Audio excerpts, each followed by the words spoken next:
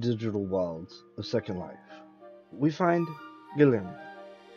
He is, as is so often the case, at rest. Scientists have observed him in this precise location for what they describe as quite some time now. The dream bubble tells us much. It suggests vigorous, eternal activity, a rich and complex inner world, possibly involving the toy. Note the hat. The straw hat is believed to be territorial, a signal to others. This parcel, this nap, this toy, all of it, his.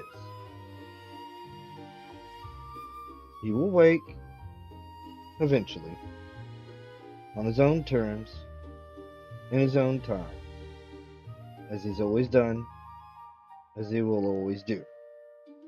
Gillermo, a cat.